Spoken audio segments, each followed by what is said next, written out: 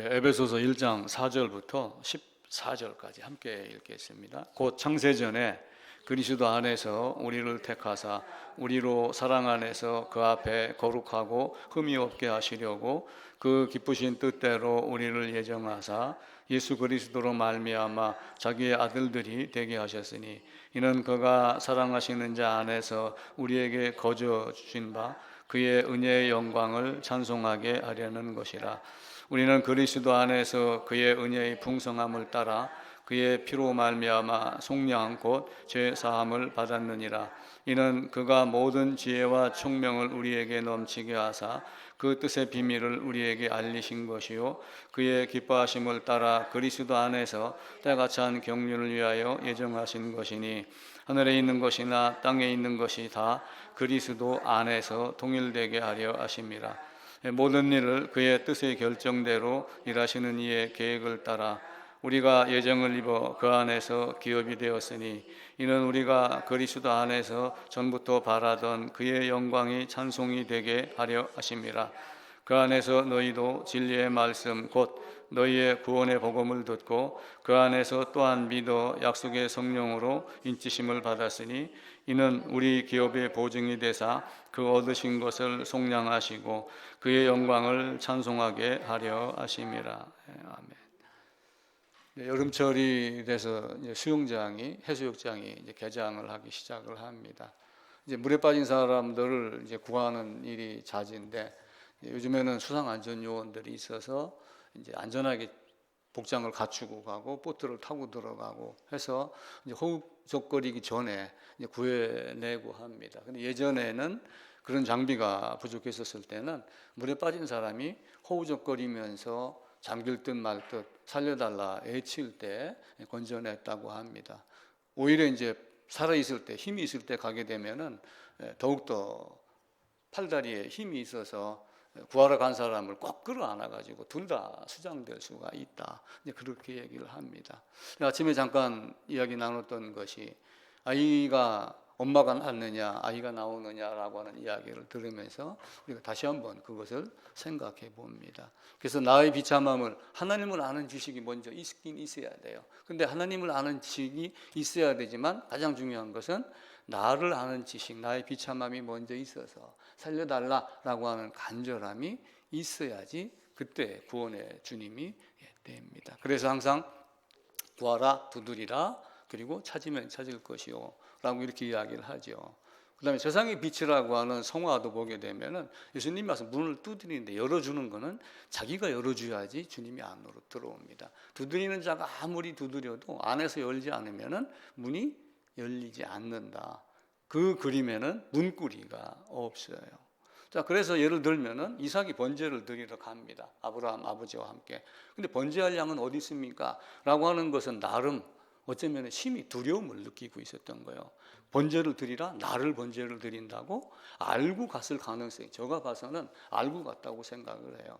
그런데 그 상태에서 내가 어찌하면은 이 번제를 죽음을 면할 수 있을까라고 하는 질문을 던졌다고 순간 생각이 들었어요. 그때 하나님이 자기를 위하여 친히 준비하시리라. 사도 바울도 사도가 되기 이전에 바르지 못한 짓을 많이 해서 유대인들 예수 믿는 자들 죽이려고 하고 죽였고 스데반도 대표적으로 이야기가 나오잖아요. 그런데 이제 그가 다메섹으로 가는 도중에 주님을 만납니다. 네가 핍박하는 예수가 나야 라고 했을 때 나중에는 그 예수가 하나님이라고 바울이 이제 서신서에서 기록을 하지만 그 이야기를 듣고 바울이 얼마나 고민을 많이 했을까, 두려움을 느꼈을까라고 하는 생각이 들었어요.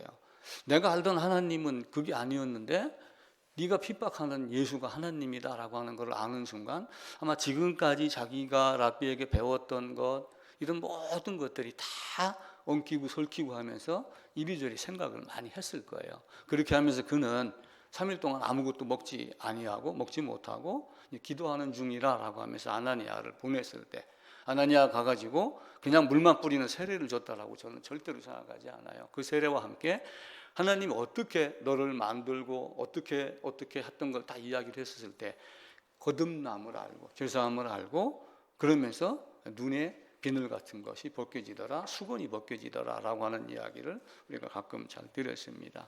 오늘은 하나님은 누구인가? 하나님의 사랑은 무엇인가 해서 하나님에 대한 여러 가지를 정리를 했습니다. 원고는 저하고 똑같습니다. 그래서 성경 구절을 그때그때 같이 보고 읽고 제가 부연 설명 몇 개 하고 다음 페이지 이렇게 해서 넘어가겠습니다. 하나님은 창조주이며 홀로 한 분 하나님, 유일하신 분이며 그리고 또 영원하신 분이며 구원하신 하나님이며 여럿으로 하나님을 부를 수가 있습니다. 먼저는 창조주 하나님이에요. 창조주 하나님을 대표적으로 나타내는 것이 창세기 1장 1절입니다. 태초에라고 하는 것은 영원부터 영원까지예요. 영원부터 영원까지 있는데 우리 눈에 보이는 시간은 시간 안의 시간이 따로 있고 시간 밖의 시간이 따로 있어요. 그런데 그때 언젠가가 태초라고 하는 시간의 시점, 창조된 시점을 태초라고 이야기를 해요. 그러니까 태초에라고 하는 것은 영원 어느 시점에 만든 이런 개념이 아니라 영원부터 계셨는데 어느 날 태초에라고 하며 만들기 시작을 하셨고 우리가 읽었던 에베소서 말씀대로 창세 전에 이미 하나님이 예정을 했는데 어디서 예정을 해요?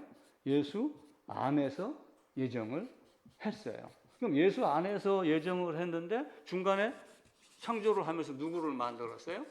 아담을 만들었는데 아담이 범죄를 한 거예요. 그럼 죄값을 치러야 되는 문제가 딱 발생을 해요. 근데 이 죄값을 치르는 걸 누가 치르겠어요? 예수 안에서. 그래서 아담이 범죄는 하나님의 계획이라고 말할 수 있다라고 제가 이제 계속해서 이야기를 드린 거예요. 성경에는 하나님의 계획이다 이렇게 나오진 않았어요. 그런데 이런 여러 가지 상황을 봤었을 때 이렇게라고 말하지 않을 수 없다라고 하는 신비가 있음을 이제 알아야지 됩니다. 하나님이 있으라, 빛이 있으라 하면서 말씀으로 이야기를 합니다. 그래서 이사야 선지자는 40장에서 누가 이 모든 것을 창조하여 봐라. 누가 창조했는가 보라. 하나도 빠짐이 없다. 그러니까 첫째 날, 둘째 날, 셋째 날 다 만들었죠. 빛, 어두움, 그리고 하늘 궁창 위에, 궁창 아래, 그리고 셋째 날 드러내니까 땅이고 물을 모아놓으니까 바다가 되죠. 그 다음에 이제 넷째 날은 어떻게 했어요? 빛과 어둠을 다스리는 태양과 달과 별을 만들고 그 다음에 공중의 새를 만들고 다섯째 날, 여섯째 날 땅의 짐승을 만들고 그리고 마지막 날 뭘 한 거예요? 첫째, 둘째, 셋째 지배자로 이렇게 둔 거예요.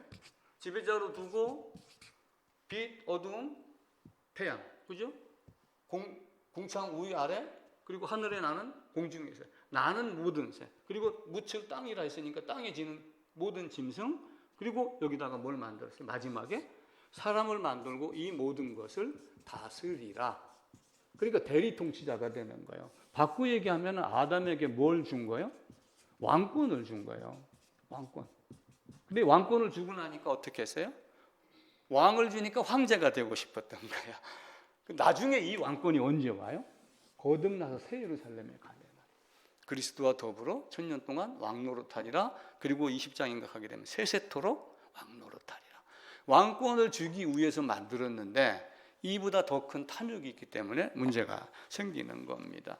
그래서 이사야 시편 147편에도 별들의 수요를 하나도 빠짐이 없이 입기운으로 말씀으로 하늘을 지으신 바가 되었고 말씀하심에 이루어졌고 에레미야 51장에 그가 만물을 지으신 분이요. 사도행전 17장에도 이제 이야기를 합니다. 전도를 하면서 천지와 바다와 그 가운데 만들고 살아계신 하나님, 우주와 그 가운데 만물을 지으신 천지의 주제. 주제는 어떤 일을 중심으로 이끌고 나가시는, 처리하시는 분. 그러니까 이제 왕의 개념이 되죠. 영원부터 만물을 창조하신 하나님. 대표적으로 누가 창조했느냐라고 하는 걸 이야기를 할 때 우리가 히브리서 3장을 잘 이야기를 합니다. 집마다 지은이가 있다. 집마다 지은이가 있다. 그래서 우리가 한번 한 얘기가 있었죠. 우리는 우리 스스로를 만든다, 만들지 못한다. 만들지 못한다. 이건 누가 만들었어요? 스스로 됐나요? 비행기는 스스로 됐나요? 스스로 된 건 아무것도 없어요. 스스로 된 건 아무것도 없고 만든 자가 있어요. 그걸 우리가 지존, 위에 더 이상 위에 것이 없는 거, 우리가 창조주 이런 개념으로 말합니다. 그래서 계시록에 가도 4장에는 집마다 지은 이가 있으니 히브리서 말하고 주께서 만물을 지으신지라 만물을 지었는데 주님이 보시기에 좋았더라 주의 뜻대로 지었더라 하고 모든 만물이 지으심을 받았다. 그러면서 이 모든 만물 하나님이 지으심이 또한 근원을 만드셨다라고 하죠. 그런데 이제 근원이 두 가지가 있어요. 세상의 근원도 있지만 생명의 근원도 있어요. 에레미야 2장에 가면 생수의 근원이라고 또 이야기를 해요. 에레미야 7장에도 가면은 생수의 근원된 나라고 이렇게 이야기를 하고 그럽니다. 그래서 세세토록 영원토록 계신 하나님께서 하늘 그 가운데 있는 물건, 땅, 바다 모든 걸 다 만드셨다 이렇게 보시면 됩니다. 그래서 하나님은 창조하신 분. 근데 창조의 시점이 따로 있다. 그때가 태초다라고 이제 이야기를 하는 거죠. 영원하신 하나님이에요. 하나님은 영원부터 영원까지 계십니다. 영원부터 영원까지 한 분 하나님입니다. 요한이 말합니다. 계시록에서 1장 4절, 8절, 4장 8절, 11장 17절, 16장 5절, 히브리 기자도 13장 8절에서 이야기를 합니다. 이제도 계시고 전에도 계시고 장차 오실 이. 옛적에도 계셨고 지금도 계셨고 전에도 계셨고 지금도 계셨고 예수 그리스도는 어제나 오늘이나 항상 동일하시니라 라고 하면서 그리스도가 하나님임을 넌지시 말씀하기 시작을 해요. 그래서 주의 보좌가 이제 영영하다. 영원하신 하나님이니까 주님의 보좌도 영원하다라고 하는 개념을 갖고 있습니다. 히브리서 1장으로 가게 되면은 다음 쪽 주여 태초에 주께서 땅에 기초를 두셨고 하늘도 주의 손으로. 근데 그런 것들이 다 멸망할 수 있다. 천지가 언젠가는 없어져요. 왜 없어져요? 새하늘과 새 땅이 계시록에 나오기 때문에 새하늘과 이전 것은 다 어딘가 없어지고 새하늘과 새 땅이 온다라고 되어 있는데 이전 주님이 이렇게 만드신 것도 옷과 같이 낡아지고 변할 것이고 다 하는데 주님의 나라는 주님의 영원하심은 연대가 없이 끝이 없다. 신명기 33장에 영원하신 하나님이 내 처소가 되겠다. 영원하신 하나님 땅끝까지 창조하시니 이런 하나님은 피곤하지 아니하시다. 젊은이라도 장정이라도 소년이라도 피곤함을 느낄지라도 하나님은 그렇지 않다. 그래서 하나님을 앙망하는 자에게는 새 힘을 준다. 영원토록 힘을 주는 거예요. 시편 90편 2절 같이 한번 읽어볼까요? 산이 생기기 전 땅과 세계도 주께서 조성하시기 전 곧 영원부터 영원까지 주는 하나님이시다. 한번 더 읽어봅시다. 같이 읽읍시다. 산이 생기기 전 세계도 주께서 조성하시기 전 곧 영원부터 영원까지 주는 하나님입니다. 주의 보좌는 예로부터 주는 영원전부터 영원부터 영원까지. 그래서 다니엘서 7장에는 옛적부터 항상 계신이라고 이야기를 해요. 느헤미야 9장에도 영원부터 영원까지 계신 하나님, 영원하신 왕 홀로 하나이신 디모데전서, 영원부터 만물을 창조하신 에베소서, 영원부터 영원이라는 말을 계속합니다. 그러면서 에베소서에서 어떻게 해요? 그의 뜻의 결정대로 일하는 이의 계획을 따라 우리가 예정을 입었는데 에베소 1장 4절에는 창세 전에 예수 안에서 나를 택했다라고 말씀을 하고 있습니다. 그래서 찬송하게 하려 함이라라고 하는 이 말이 구약에도 나와요. 이사야 43장에 가면은 이 백성은 내가 나를 위하여 지었나니 나를 찬송하게 하려 합니다. 결국 에베소서의 바울이 에베소서를 쓰면서 에베소에 있는 사람들에게 이사야 43장이라든지 이런 내용들을 갖다가 가지고 인용해서 이야기를 하는 거예요. 그러면 하나님이 영원하신 분이에요. 그럼 하나님이 영원토록 찬송을 받아야지 돼요. 그럼 영원토록 찬송할 자가 있어야 되지요. 그럼 구원받은 자가 영원한 삶이 되는 거예요. 그러니까 영원한 삶을 의뢰하지 영원토록 하나님을 찬양하는 자가 됩니다. 그래서 찬양의 나를 지으심의 목적이 창세전에 나를 예정하심의 목적이 영원토록 하나님을 찬양하게 하려 함이라. 그럼 우리는 막 겨우 찬양돼야? 근데 그 찬양이 찬양돼서 갖고 찬양한다는 뜻이 아니라 함께 있으면서 찬양할 수밖에 없는 그런 존재로 바뀐다라고 생각을 하시면 좋습니다. 더우면 에어컨 좀 틀어. 유일하신 한 분 하나님입니다. 세 번째 쪽입니다. 유일하신 한 분 하나님. 신명기 6장을 제가 읽을게요. 신명기 6장은 중요하니까 같이 한번 읽읍시다. 세 번째 쪽입니다. 이스라엘아 들으라, 우리 하나님 여호와는 오직 유일한 여호와시니. 유일한 여호와시니. 유일이라고 하는 것은 only one 얘기를 하는 거예요. The Lord is one. 한 분 하나님이다. 그래서 신명기 32장에서는 출애굽 인도할 때의 하나님을 하나님 여호와께서 홀로 인도하셨다. 모세가 인도한 게 아니에요. 모세는 하나님 대신 손에 보이는 지팡이를 잡고 손을 내밀었을 뿐이지 바닷물을 여시고 그리고 건너게 하고 이끌어내신 분은 누구예요? 여호와 하나님, 한 분 하나님이다. 그래서 욥기서 9장에도 홀로 하늘을 펴고 시편 72편에도 홀로 기이한 일들을 하고 시편 148편에도 여호와 이름을 찬양해라. 그의 이름이 홀로 높으시며 이사야서 2장에도 홀로 높임을 받고 이사야 44장 24절입니다. 같이 읽을까요? 내 구속자여 모태에서 너를 지은 나 여호와 나는 만물을 지은 여호와라. 홀로 하늘을 폈으며 나와 함께한 자 없이 땅을 펼쳤고. 근데 여기는 홀로 이렇게 이야기를 해요. 홀로 유일하다. 그랬는데 골로새서에 가면은 땅을 지으신 분이 누구예요? 예수님으로 또 등장을 합니다. 그러면서 우리가 이제 삼위일체 하나님을 이제 알아가기 시작을 하는 거예요. 유다는 이제 가룟 유다가 있고 예수님의 육신의 동생 유다가 있는데 예수님의 육신의 동생 유다가 유다서 1장 4절에서 홀로 하나이신 주제 곧 우리 주 예수 그리스도라고 하며 육신의 형님인 예수 그리스도가 하나님이었다는 것을 그제서 알고 이 유다서를 썼습니다. 세상에 아무것도 아니며 또한 하나님은 신이 있고 성경에 보면은 우상이라는 글자가 엄청 많이 나오죠. 근데 한 가지 헷갈리는 거는 신들 복수로 이게 나와요. 그럼 신이 많다는 거야? 근데 신은 쉽게 얘기하면 누구예요? 하나님 한 분밖에 없는 거예요. 근데 왜 신들이 있어? 사실 이거는 사람이 만든 신, 우상 이걸 얘기를 하는 거예요. 그러니까 우상은 아무것도 아닌데 세상에 아무것도 아니며 그 4절 앞에 그걸 제가 넣을 걸 그랬어요. 거기에 보면은 신들 세상의 우상은 아무것도 아니며 또한 하나님은 한 분밖에 없는 줄 안다. 그러니까 창조하신 하나님, 유일하신 하나님, 한 분밖에 없는 하나님. 그 중간에 보면은 많은 신과 많은 주가 있으나 많은 우상들이 있으나 창조주는 한 분 하나님밖에 없다. 한 하나님 곧 아버지가 계시니 만물이 그에게서 났고 우리도 그를 위하여 있고 또 한 주 예수 그리스도 계시니 만물이 그로 말미암고 우리도 그로 말미암아 있느니라. 그러면서 한 분 하나님 성부 하나님과 성자 하나님을 슬그머니 지금 갖다가 붙이고 있지요. 성경에는 삼위일체라고 하는 단어가 나오지는 않아요. 근데 성경을 보면서 삼위일체 하나님을 우리가 알아가기 시작을 하는 겁니다. 그 다음에 골로새서 1장인데 15절부터 같이 읽읍시다. 그는 보이지 아니하는 하나님의 형상이시요. 여기서 그는 누구예요?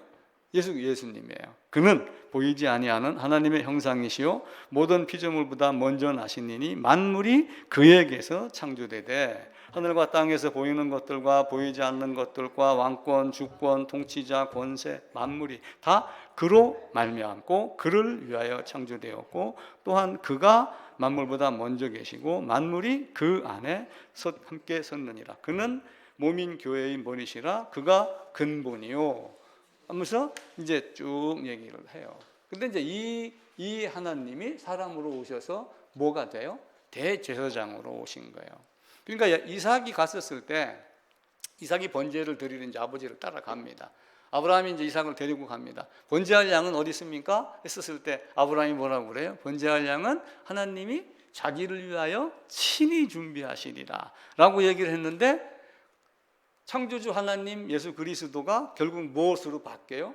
대제사장 희생 제물로 바뀌기 시작을 합니다. 그러면서 믿는 도리라고 하는 것은 우리의 신앙 고백을 이야기를 하는 거예요. 사도신경을 말하는 게 아니고 우리가 성경을 통해서 알았던 구세주, 구원주, 희생 제물로 오신 자기를 들여서 자기 피로 나의 모든 것을 다 사해 놓으신 대제사장인 예수님. 이러한 대제사장은 거룩하고 악이 없고 더러움이 없고 죄인에게서 떠나 계시고 하늘보다 높이 되시니라 라고 하면 이 대제사장을 예수님하고 연결을 시킵니다. 그 다음에 예수님은 누구인가예요. 그럼 예수님이 멜기세덱의 반차를 따라 영원히 대제사장이 되며 멜기세덱이 사실은 누구예요? 성육신하기 이전에 성육신을 보여주는 거예요. 사실은 그 멜기세덱이 대제사장으로 바뀌면서 이 제사장이 백성의 죄를 속량하려고, 그래서 사람으로 오셨다고 그랬죠. 왜 그래요? 내가 사람이니까. 왜 죄인의 모양으로 왔어요? 내가 죄인이니까. 왜 율법 아래로? 내가 율법 아래 있으니까. 왜 저주 아래로 오셨어요? 내가 저주받은 바가 되기 때문에 나 대신 저주받으러 오셨습니다. 그런데 여기서 한 가지 주의할 점은, 나 대신이라고 하는 대신을 그냥 멀리서 바라보는 대신이 아니라 여기서 반드시 뭐가 필요하다고 그랬어요? 연합이에요. 안. 이게 굉장히 중요한 단어입니다. 이게 없으면은 신앙이 없어요. 이게 이해가 안 되면 그 신앙은 그냥 머리로 알미고 거짓이에요. 그러니까 우리가 하나님을, 그리스도를, 예수를 알고 믿었느니 하는 알고는 이걸 알고 믿었다는 것이지, 예수님이 내 대신 돌아가셔서 이걸 알고 믿었다는 의미를 넘어서야지 돼요. 근데 세상이 지금 전부 거기에 맺혀 있습니다. 히브리서 13장, 죄를 위한 짐승의 피는 대제사장이 가지고 갔었어요. 예전에 주님이 오시기 전에. 그런데 대제사장으로 오셨으니까 그리스도 예수도 자기 피로 백성을 거룩하게 하면서 성문 밖에서 고난을 받았다라고 하면, 성문 밖에서 고난 받는 장면을 레위기 16장에서는 또 이렇게 이야기를 해요. 염소의 머리 위에 안수하고 모든 죄와 불의를 넘겨주고 그를 어디로 보내요? 성 밖으로, 광야로 내보내서 낭떠러지로 떨어져 죽든지 다른 짐승에게 잡혀 먹든지 하게, 이렇게 합니다. 근데 이제 곧 어쩌다가 안 잡혀먹고 낭떠러지로 안 떨어지고 다시 돌아온다라고 그러면 백성들이 내 죄를 멀리 옮겼느니라 라고 하는 그 개념에서 혼란이 일어나니까 나중에는 어떻게 해요? 절벽에다가 임의로 떨어뜨리는 그런 일을 하기 시작을 했습니다. 그래서 모든 죄를 아뢰고 모든 죄를 넘겨준다는 얘기는 무슨 단어로 표현을 했죠? 그때 연합이 되기 위해서 안수라고 하는 개념을 합니다. 안수. 지금 교회당에서 머리다 손 올리고 안수하고 물 뿌리고 하는 안수의 개념이 아니에요. 이 안수는. 그래서 이 안수가 그런 개념이 아니라 내가 희생제물 안으로 들어가는 안수. 나를 넘겨주는 것. 죄를 넘겨준다고 그랬어요? 죄인을 넘겨준다고 그랬어요? 죄를 넘겨주면 어떻게 돼요? 죄를 넘겨준다? 또 나요, 안 나요? 나무 뿌리가 있잖아요. 열매는 내년 되면 또 나요. 내후년 되면 또 나요. 이 나무가 죽지 않는 이상 열매는 계속 나게 돼 있어요. 그러니까 누구를 넘겨줘요? 죄인을 넘겨서 죄인을 죽여야지. 죄인을 죽여야지 죄와 사탄과 관계가 단절이 됩니다. 히브리서 8장입니다. 한번 같이 읽을까요? 지금 우리가 하는 말의 요점은, 그러니까 히브리 기자들이 여러 얘기를 썼습니다. 이 히브리 기자가 누구인지 모른다라고 하지만 많은 학자들이 사도 바울이라고 생각을 하고 있어요. 지금 우리가 하는 말의 요점은 로마서, 갈라디아서, 디모데전후서 많은 걸 썼는데 우리 이러한 대제사장이 나에게 있다는 것이라 라고 하는 것. 우리라고 하는 단어를 이런 때는 나라고 바꾸세요. 나라고. 여럿이 모여서 우리 이렇게 할 때 있지만 개인이 볼 때는 나라고 바꾸는 것도 좋습니다. 그는 하늘에서 지극히 크신 이의 보좌 우편에 앉으셨다. 그럼 우편이라고 하는 개념이 또 등장을 하죠. 그 우편이 뭐라고 그랬어요?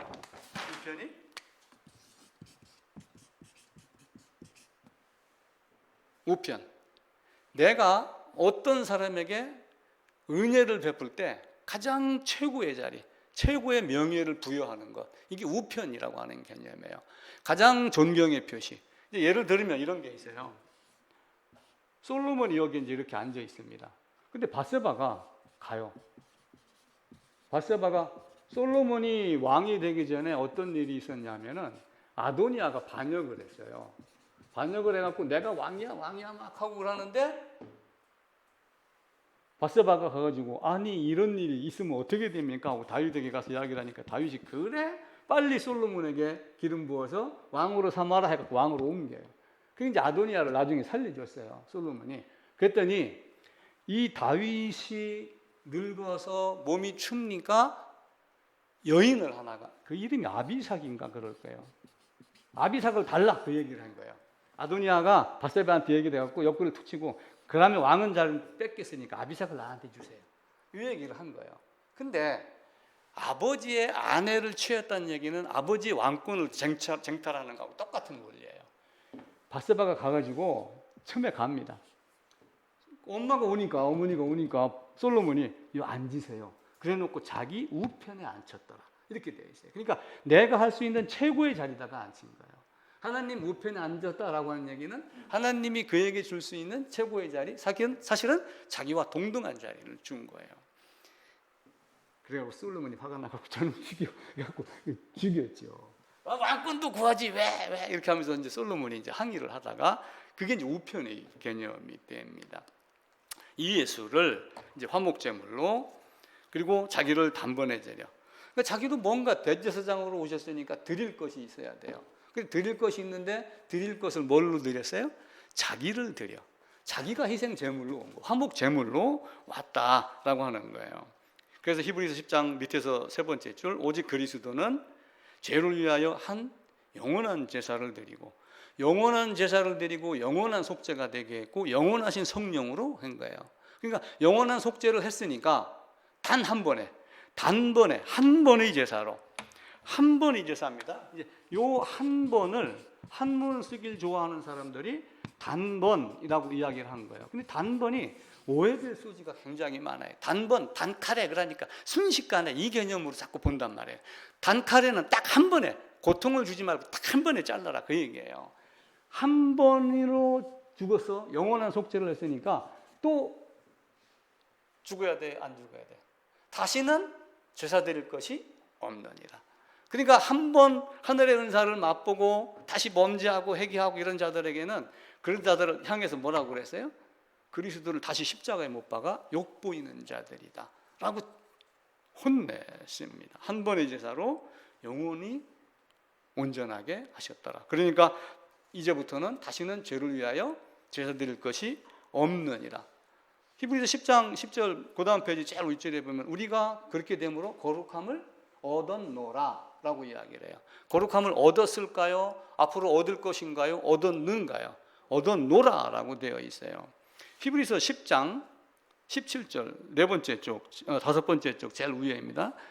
같이 읽읍시다. 또 그들의 죄와 그들의 불법을 내가 다시 기억하지 아니하리라 하셨으니 이것들을 사하셨은즉 다시 죄를 위하여 제사 드릴 것이 없느니라. 그러므로 형제들아 우리가 예수의 피를 힘입어 성소에 들어갈 담력을 얻었다. 이 담력을 얻었다는 것이 이게 없이 믿습니다 하는 배짱이 아니라 이것이 온전하게 이루어졌으니까 그냥 빨리 들어가는 거예요.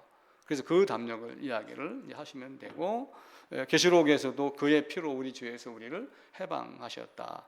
요한복음 17장 3절입니다. 영생은 곧 유일하신 참 하나님과 그가 보내신 자 예수 그리스도를 아는 것. 이러한 사실을 아는 것을 예수를 아는 것이다 라고 표현을 한 거예요. 근데 우리는 이 앞에 있는 것들을 잘 생각하지 아니하고 나 예수 알아, 나 예수님 알아, 나는 예수를 믿기로 작정했어, 예수를 구세주로 영접했어, 이렇게 하는 걸로 믿는 것으로 착각을 하고 있어요. 근데 성경은 조밀하게 세세하게 어떻게 해야지 하나님의 자녀가 되는가를 가르쳐요.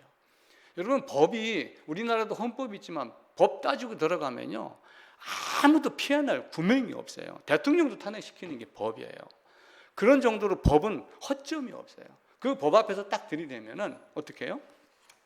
빠져나갈 구멍이 없다. 그의 피로 우리 죄를, 그리고 나중에 이제 어떻게 해요? 그가 구름을 타고 오셔요. 그러니까 우리가 이제 세상에 살고 있어요. 예수님이 어떻게 했어요? 사도행전 1장에 보고 마가복음인가 누가복음 끝부분에도 보면은 이렇게 있는데 왜 하늘로 왜 쳐다보느냐? 그러니까 하늘로 올라간 그대로 그 모습대로 오겠다. 그러니까 공중으로 재림한다라고 하는 이야기를 사람들은 이단이 자꾸 얘기하는 걸로 생각을 해요. 데살로니가 4장에 전서 4장에 공중으로 재림해서 우리를 공중으로 끌어올리겠다.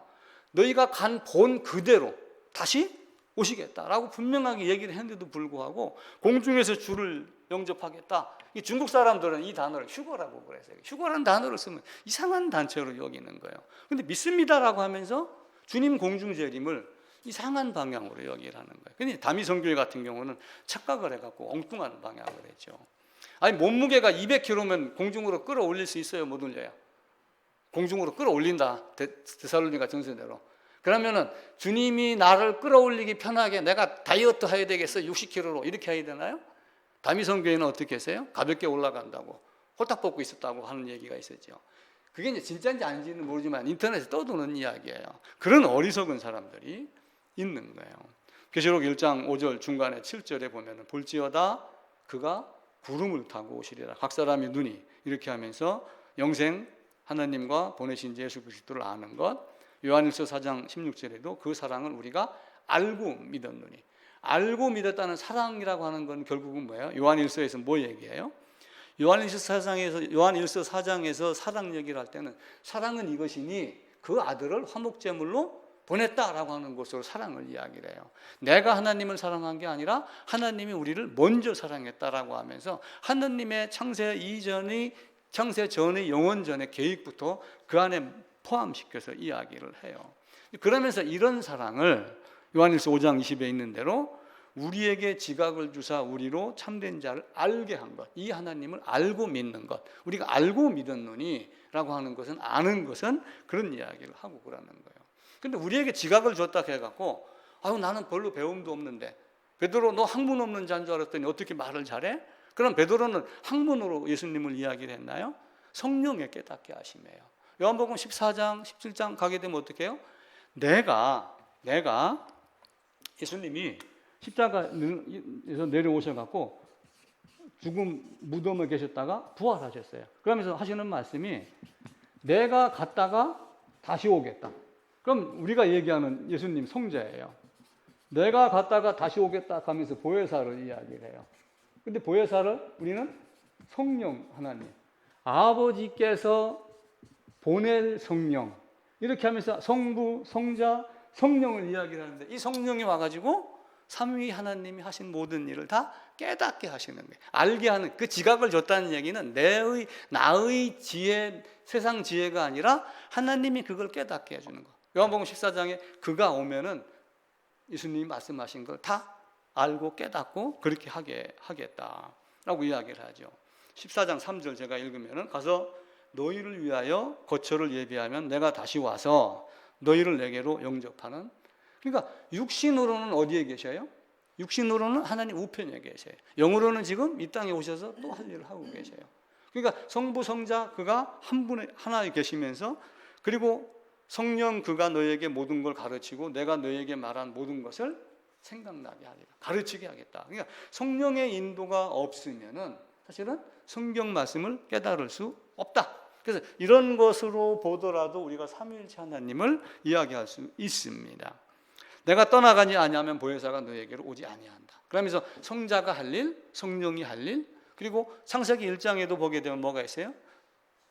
구름 물 위에 영이 운행하시더라 하면서 성령의 어떤 역할을 말합니다.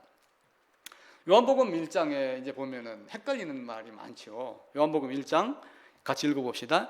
태초에 말씀이 계시니라 말씀이 하나님과 함께 계셨으니 이 말씀은 곧 하나님이라. 이제 말씀이 하나님이에요. 그가 태초에 하나님과 함께 계셨고, 그럼 여기서 하나님은 누구예요? 이게 하나님이에요. 그럼 그가는 말씀이에요. 그죠? 말씀이 하나님인데 말씀인 그가 하나님과 함께 계셨고 하면서 한 분 하나님을 설명하기 시작을 해요. 만물이 그로 말미암아 지은 바 되었고 하나도 그가 없이 된 것이 없다. 그러다가 14절에 가서는 말씀이 육신이 돼서 성육신은 성자 하나님의 성육신이지만 하나님의 성육신을 성자 하나님으로 보는 것이 가장 좋습니다. 그러니까 삼위일체 하나님은 창세기부터 등장을 해요. 우리가 우리의 형상을 따라 우리의 모양대로 사람을 만들고, 그럼 그 우리가 누구야? 신이 셋이 있던 거야? 라고 얘기를 하는데 신약에 가면서 또 멜기세덱으로 또 성자 하나님으로 계속하여 보여주고 있죠. 이사야서 여기 기록이 없습니다. 이사야서 48장 한번 찾아보겠습니다. 이사야서 48장입니다. 16절. 이사야서 48장 16절. 일단 앞뒤 거두절미하고 16절 끝부분만 읽겠습니다. 주 여호와께서 나와 그 영을 보내셨느니라. 나는 누구겠어요? 선지자 이사야예요, 사실은. 근데 한편으로는 무엇을 은근히 가리키냐면은 삼위 하나님에 대한 개념을 가르쳐요. 하나님께서 나와 그리고 그리스도 예수와 그의 영을 갖다가 여기다가 연결을 시켜도 하등 문제가 없어요. 또 한편으로는 선지자를 보내서 꾸짖는 것도 어쩌면 성육신 이전의 하나님을 그들에게 나타내는 모습이라고 볼 수도 있습니다. 그리고 이제 마태복음 28장에 가면은 유명한 거 있잖아요. 너희가 가서 온 세상에다가 하나님 말씀을 전하고 아버지와 아들과 성령의 이름으로 세례를 베풀고 라고 하면 삼위 하나님을 이야기를 하고 있죠. 고린도후서 축도를 할 때 이야기를 합니다. 하나님의 은혜와 하나님의 사랑과 성령의 교통하심이 너희 모든 무리에게 있을지어다 라고 축도를 하는 고린도후서 13장 13절도 사실은 삼위 하나님에 대한 것을 말씀을 하고 있습니다. 그러면서 이제 그 다음 페이지 요한복음 10장 30절에 가면은 나와 아버지는 하나다. 완이다. only 완이다. 하나다 이 얘기예요. 하나. 본래 하나님을 본 사람이 없으되 독생하신 하나님이 나타내셨다. 이 독생이라는 것은 유일하게 출생했다라고 하는 의미도 되지만 그냥 단순하게 유일하신 이런 개념으로 보면은 더 좋습니다. 그리고 요한복음 4장에 가서 네가 누구냐? 내가 그라? 이런 얘기 많이 나오죠. 요한에게도 묻지요. 네가 그냐? 했을 때 아니다. 내 뒤에 오시는 니? 라고 했는데 이제 수가성 여인하고 대화를 하면서 생수 주는 니? 그리스도가 오는 줄 나도 안다. 너가 지금 말하고 있는 그 사람이다. 내가 그다. 내가 그다라고 하는 게 에고 에이미를 출애굽기 3장 14절로 이야기를 드렸어요. 지난주에. 그 지난주 계속해서. 총독이 네가 유대인의 왕이냐? 마태복음을 이제 왕권의 예수님으로 보시죠. 네가 왕은 둘이에요, 하나예요. 왕은 하나예요. 왕이 둘이 있으면 안 됩니다. 태양이 둘이 있을 수가 없잖아요. 그래서 지난주, 그 지난주인가 어떻게 했어요? 하나라고 할 때 우리나라 사람들은 태양이 하나니까 하나다 이런 개념으로 어떤 설명을 한 사람도 있었다고 그랬죠. 그는 보이지 아니하는 하나님의 형상이요. 네가 유대인의 왕이냐? 네 말이 옳도다. 내가 그리스도 안에서 참말하고 거짓말 아니한다.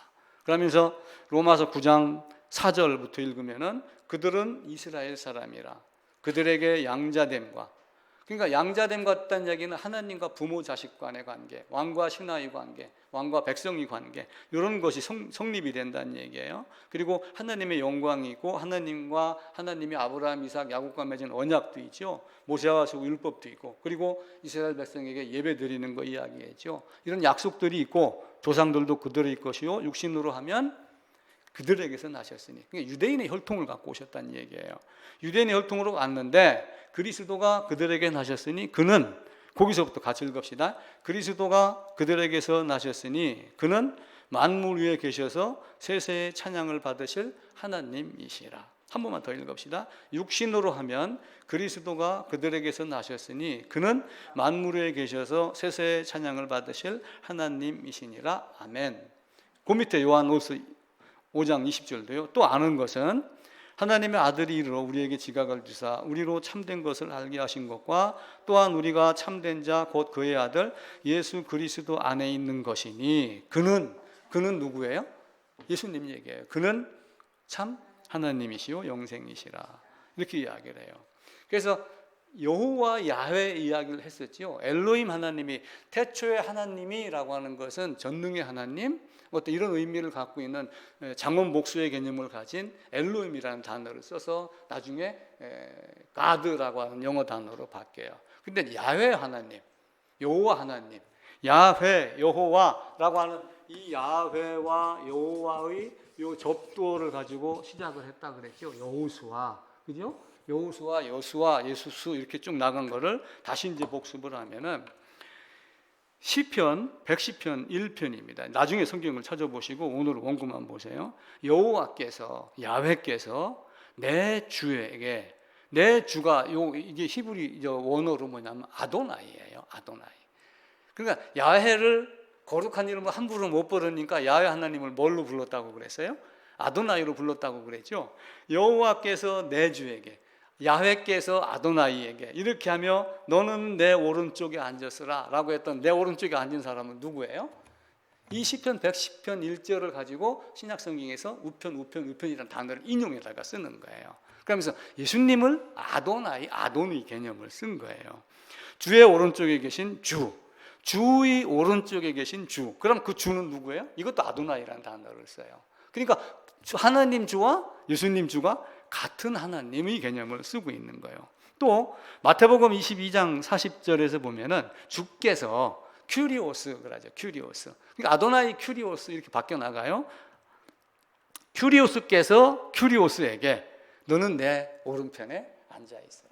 그러면서 한 분 하나님 아버지와 나와 아버지는 하나다라고 하는 개념을 갖고 있습니다. 그래서 야훼 여호와의 접두어 여를 가지고 슈와 호수와 호세아를 가지고 여호수와 이에수스 예수. 그러니까 라틴어는 레수스라고 하고 영어로 지저스하고 나중에 뒤에 다시 한번 나오는데 중국에서는 이 지저스를 야소라고 한문으로 쓰고 야소라고 읽었어요.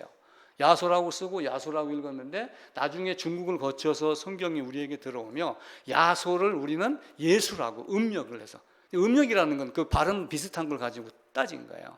예를 들면 선교사들이 우리나라 와가지고 그 가끔 우리나라 이름 비슷하게 쓰는 예를 들면 야구 선수들도 우리나라 와서 뭐 이게 그 뭐라고 그래요? 국적 바꾸는 거 귀화. 그러면은 이름을 묘하게 지어서 한국 사람 같이 자기 이름도 나타내고 어떤 능력도 나타내고 뭐 이렇게 하는 경우가 있어요. 그래서 태초에 하나님이 엘로힘, 하나님이 아브라함을 시험한다. 이때는 엘로힘을 써요.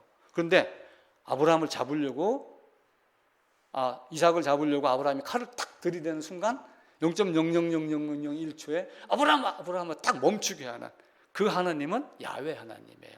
왜 야훼 하나님일까요? 출애굽기 3장 14절에서 야훼 하나님을 이야기를 하며 나는 너를 애굽에서 인도하여 가나안 땅에 들여보낼 하나님이다. 야훼 하나님이라고 하는 개념을 쓰는 거예요. 그래서 이제 오른쪽에 있는 이 내용 뒤에 아마 있을 거예요. 한번 찾아서 보시면 됩니다. 그 다음에 예수는 구원자입니다. 이제 마태복음 1장 21절은 뭐 너무나 유명합니다. 이름을 예수라 하라 자기 백성을 그들의 죄에서 구원할 자다. 마태복음 마지막에 갈 때도 예수님 이야기 죄 사함을 얻게 하려고 흘리는 바 나의 피 곧 언약의 피다. 마태복음 1장에서 얘기하고 나중에 부활하시고 하기 이전에 26장에서 흘리는 피, 죄 사함 때문에 흘리는 나의 피다라고 하는데 죄 사함을 이야기하면 또 한국의 교회가 그거는 또 이상한 거다. 전통 복음은 그런 거 아니다라고 얘기하면서 다른 말로 자꾸 바꾸는 거예요. 그건 참 이상한 나는 출애굽기 3장 14절 그리고 에고 에이미 이거 보시면 되고요. 나는 하늘에서 내려온 산떡 생명을 얻게 하고 세상을 구원하고 오직 이삭으로 난 자. 왜 이삭으로 난 자라고 하겠어요? 이삭을 독자라고 이야기를 했어요. 독생하신 하나님하고 비교해서 보시면 좋습니다. 그리고 번제단에 올려졌다가 하나님이 다시 살리신 하나님이 그를 달리 살리셔서 돌려받은 자. 예수님이 죽으셨고 하나님이 다시 살리셨다라고 하는 것, 그 개념을 보시면 됩니다. 그래서 히브리서 11장에 보면은 내 자손이라 칭할 자는 이삭으로 말미암는다. 그 밑에 줄 그를 죽은 자 가운데서 도로 받은 것이라. 사도행전 2장에도 하나님께서 정하신 뜻과 미리 아신 대로, 그러니까 미리 아신 이거는 미리 결정하셨다 그 얘기예요.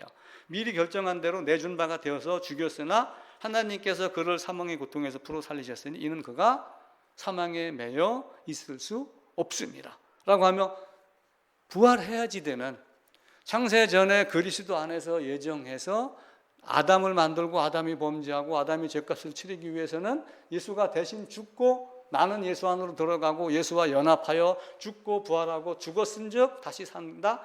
함께 죽었으면 함께 산다. 이렇게 하며 부활의 하나님을 계속 가르치고 있습니다.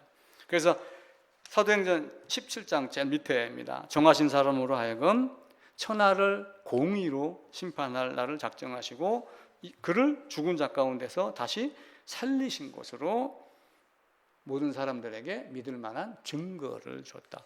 그리스도가 살지 못했으면 나는 다시 살 수 있어요, 없어요? 그리스도가 다시 사는 이유는 나를 살리기 위해서고 내가 다시 살 것을 확신하게 증거로 증언으로 인칭 개념으로 보시는 거예요. 그러니까 그리스도가 다시 사신 것이 없으면은 우리는 이 땅에서 가장 불쌍한 자다. 지금 이 시간에 갈 데가 얼마나 많아요. 근데 왜 여기에 있어요? 믿음이라는 하는 개념, 새 예루살렘을 바라보고 있는 거예요. 그래서 너희가 그리스도의 것이면, 그리스도의 것이라고 하는 이야기는 손잡고 가는 그런 게 아니에요. 그냥 전화로 통화하고 우리 내 친구야 이 개념이 아니에요. 내가 그리스도 안에 있었을 때 그리스도의 것이 되는 거예요. 그가 나와 함께. 그래서 제가 좀 죄송하지만 연애하는 거하고 첫날밤 치른 거하고 차이를 이야기를 하는 거예요. 몸이 둘이 있는데도 첫날밤을 치르고서 하나가 된 것과 천년을 붙어 있어도 하나가 안 된 것과의 차이점을 우리가 아셔야지 돼요. 그래서 안수라고 하는 개념 우리가 철저하게 정확하게 깨닫고 어디 가서든 잊지 않으셔야지 됩니다. 그래서 율법은 모세로 주었어요. 다음 쪽입니다.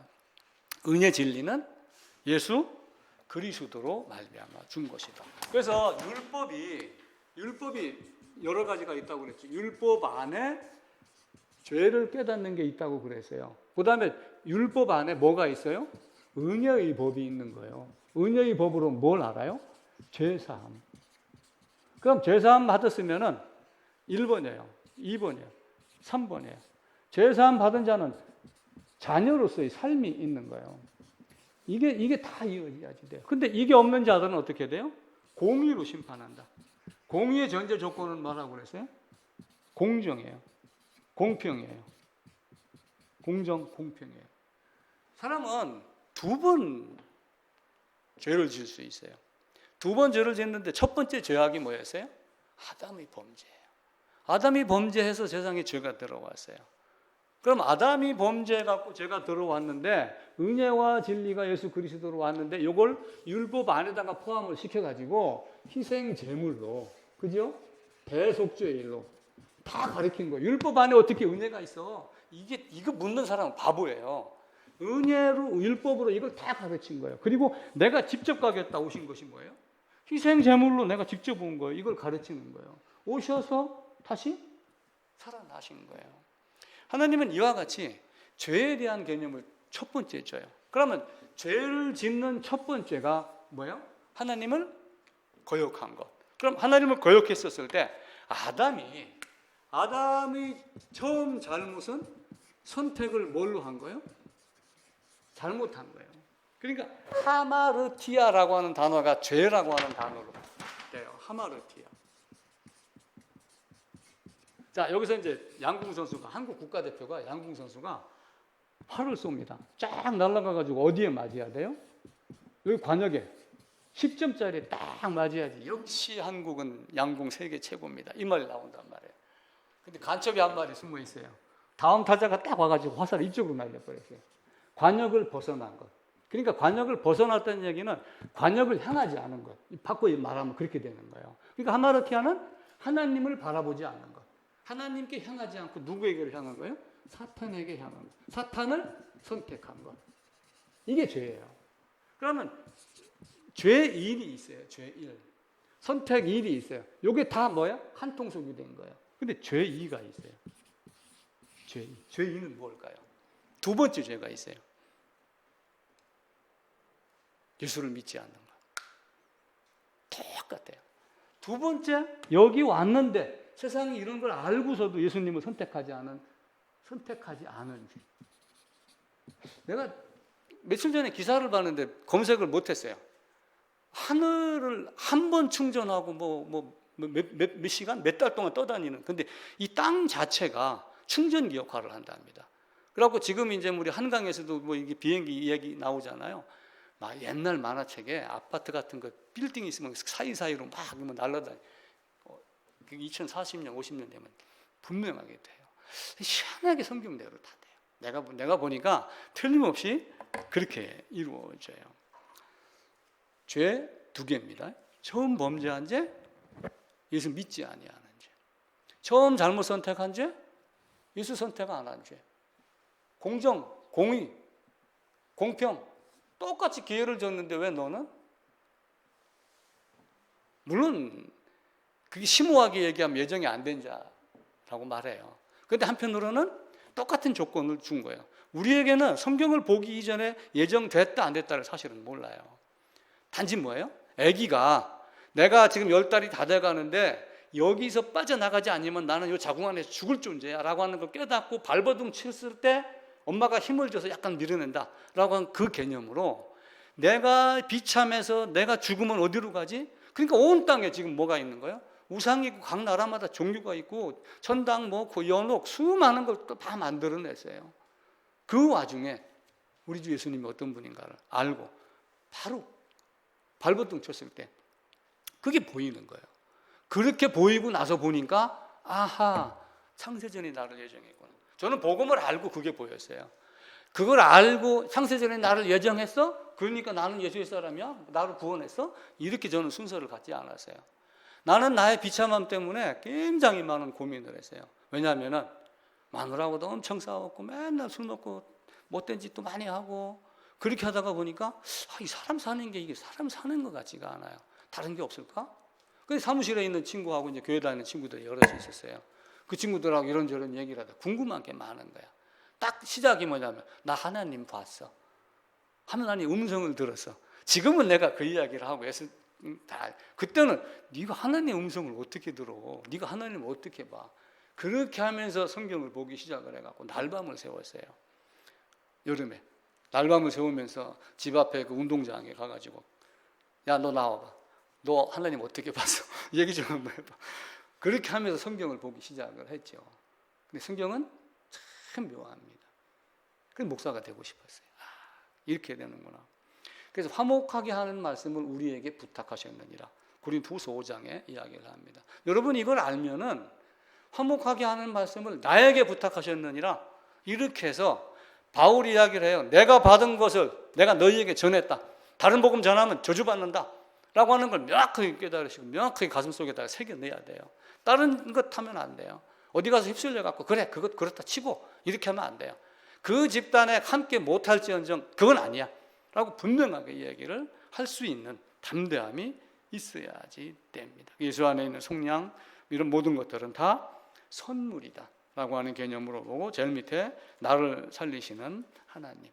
하나님이 그리스도를 살리셨으니까 그리스도를 살리시면서 그리스도 안에 있는 나를 살리셨고 그리스도를 살리신 하나님이 나를 다시 살리신다라고 하는 이야기가 이제 9번째 쪽에 있는 내용입니다. 대표성이에요. 자, 아담이 범죄와 같은 죄를 짓지 아니한 자들도 이야기를 했잖아요. 그럼 범죄라고 하는 것은 어떤 의미냐? 범죄는 실제의 행위예요. 실제 행위. 그럼 실제 행위의 선악과를 따먹은 건 누구예요? 아담이에요. 근데 왜 내가 죄인이 돼요? 아담의 죄 안에서 내가 아담이 죄 안에서 내가 죄인이 된 거예요. 왜냐하면 아담의 대표성 때문에. 이 대표성을 사도 바울이 로마서 5장에서 한 사람으로 말미암아 세상에 죄가 들어오고 한 사람으로 말미암아 한 사람을 5장 거의 한 초반 중반부터 끝까지 반복해서 그 이야기를 합니다. 고린도전서 15장에도 사망이 한 사람으로 말미암았으니 죽은 자의 부활도 한 사람으로 말미암는도다. 로마서 6장에서는 사도 바울이 명확하게 이야기를 해요. 그리스도 예수와 합하여 세례받은 줄 알지 못하느냐? 너 지금 교회당에서 세례받은 것 중에 세례받은 게 예수하고 합하여 세례받은 거야. 이런 말이 그렇게 하라는 말이 아니에요.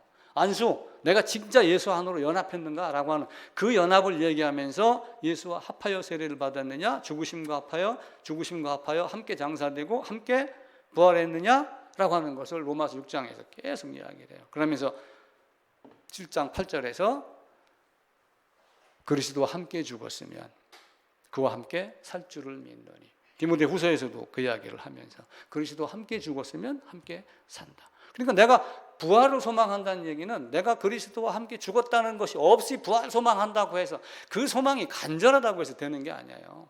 아무리 간절해도 밑도 끝도 없는 간절은 그건 택도 없는 얘기예요. 부초 같은 인생, 뿌리 없이 떠다니는 이런 인생 되면 안 돼요. 성경은 처음부터 뿌리를 온전히 내리는. 그래서 고린도후서 5장에서 이야기 우리가 생각하건대. 이건 우리가 생각하건대라고 하는 것은 내가 짐작했다. 그냥 내가 느낌으로 생각해 보니까 이런 뜻이 아니라 원어를 들어가면은 뭔가 딱 구별이 되고 결정이 되어 있고 판단되고 선택되고 해석이 되어 있다 그 얘기예요. 내가 보니까 성경이 말하기를 한 사람이 모든 사람을 대신하여 죽었은즉 모든 사람이 죽은 것이라 라고 하는 것을 고린도후서 5장에서 얘기를 했는데 따로 여기서 얘기를 안 해도 로마서를 읽었으면 이게 그 무슨 말인가 연결이 되잖아요. 그죠? 이걸 다 연결해서 보셔야지 됩니다. 내가 율법으로 말미암아 율법에 대해 죽었다니. 왜 율법으로 말미암아 율법에 대해 죽어요? 율법은 뭘 가르쳐요? 죄인은 죽여진다는 걸 가르쳐요. 율법으로 문설진방에다가 피 발라라. 에이, 피 안 발라. 우박 떨어질 거 알았어요. 우박 떨어질 걸 알아가지고 바오로의 어떤 신하는 자기의 소나 나귀를 집안으로 들였어요. 근데 문설주 임방에 피는 안 발랐어. 그럼 어떻게 돼요? 소는 안 죽었어도 지 새끼는 죽은 거야. 그럼 어떤 걸 택할 거예요? 우박, 이건 못했더라도 문설주 임방에 피는 발라야죠. 이게 믿음이란 말이에요. 우리가 행위 열심, 교회당을 위해서 뭘 하고 건축하고 뭐하고 이런 행위는요, 하나님 앞에서 지푸라기예요. 사실은 내가 문설주 임방에 피 바른 그 안에 있었느냐 없었느냐, 성경은 이것 한 가지 보는 거예요. 그리고 그게 되었으면 그대로 살았어 못 살았어, 이걸 이제 그때부터 해초리를 내기 시작을 해요. 내 자식 아닌데 누가 때려요?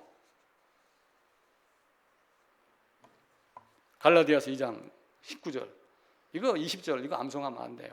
내가 그리스도와 함께 십자가에 못 박혔나니. 암송한다고 십자가에 못 박혔나요? 원리를 알아야죠. 원리를 알아야 문제를 풀지요. 원리를 모르고 답 알고 답만 외우고 버릇하다가 수능 시험 보러 가면은 문제가 풀어져요? 문제가 풀어지지 않죠. 내 아버지의 뜻은 마지막 날에 내가 이를 다시 살리리라. 요한복음 6장 44절, 내가 마지막 날에 다시 살리리라. 마지막 날에 내가 그를 다시 살리리니 54절. 8장 11절입니다. 예수를 죽은 자 가운데서 살리신 영이 너희 안에 거하시면 그리스도 예수를 죽은 자 가운데서 살리신 이가 너희 안에 거하시는 그의 영으로 말미암아 너의 죽을 몸도 살리시리라. 고린도전서 6장, 하나님이 주를 다시 살리셨고 그의 권능으로 우리를 다시 살리리라.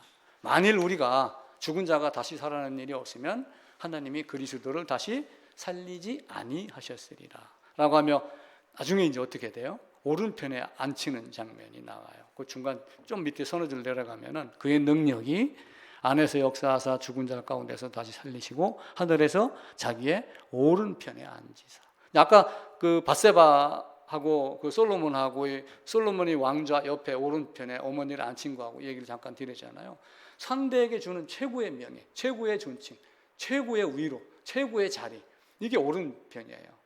그 오른편에 어머니를 앉혔듯이 하나님과 나와 아버지는 하나님과 우리가 성부, 성자, 성령으로 구분해서 하나님 성부께서 계획하시고 성자께서 이루시고 성령께서 가르치심을 하신단 말이에요. 그거를 역할의 분담으로 우리가 잠깐 보는 거지 분리된 분담이 아니에요.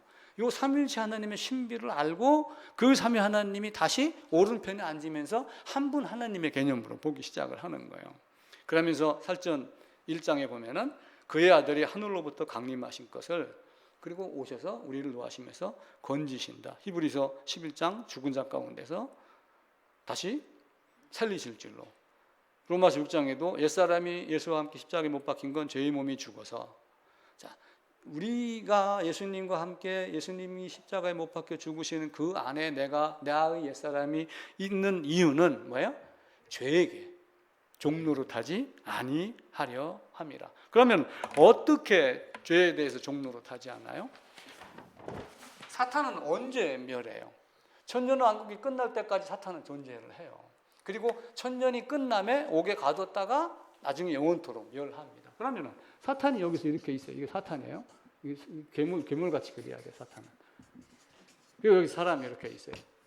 사탄이 나를 놔요, 안 놔요? 절대로 안 놔요. 끝까지 공중 것을 잡은 자 노릇을 하고 있어요. 마지막에 무적행에 갇히기 전까지는 그대로 있는 거예요. 그러니까 어떤 방법을 써요? 내가 죽어야지. 아이고 내가 죽어야지. 우리서 가끔 그런 얘기 많이 하잖아요.